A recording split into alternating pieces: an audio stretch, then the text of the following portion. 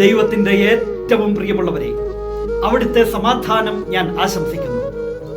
ഇന്ന് കർത്താവ് നമുക്ക് നൽകുന്ന ദൂത് വിശുദ്ധ യോഹന്നാൻ എഴുതിയ സുവിശേഷം 20-ാം അധ്യായം 28-ാം തിരുവചനം.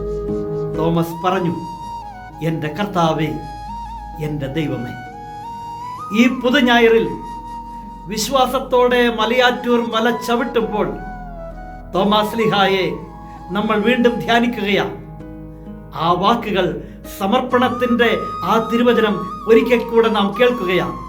എൻ്റെ കർത്താവേ, എൻ്റെ ദൈവമേ.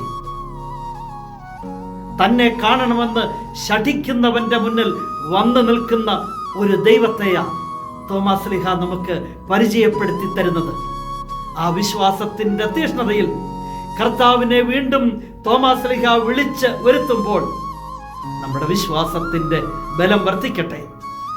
വിളിക്കുന്നവന്റെ വിളിപ്പുറത്ത് കർത്താവുണ്ടെന്ന് തോമാശ്ലീഹ പറഞ്ഞു തരികയാണ്. ആ ഒരു വിശ്വാസമാ തോമാശ്ലീഹ പഠിപ്പിക്കുന്നത്. അങ്ങനെ ഒരു വിശ്വാസം നമ്മുടെ ജീവിതത്തിൽ പകർത്താൻ നമുക്ക് സാധിക്കുന്നുണ്ടോ? എങ്കിൽ വിളിപ്പുറത്ത് കർത്താവുണ്ടാകും. തോമാശ്ലീഹയെ പോലെ വിശ്വാസത്തോടെ നമുക്കും വിളിക്കാം, എൻ്റെ കർത്താവേ, എൻ്റെ ദൈവമേ. എല്ലാവർക്കും പുതു ഞായറിൻ്റെ പ്രാർത്ഥനാശംസകൾ.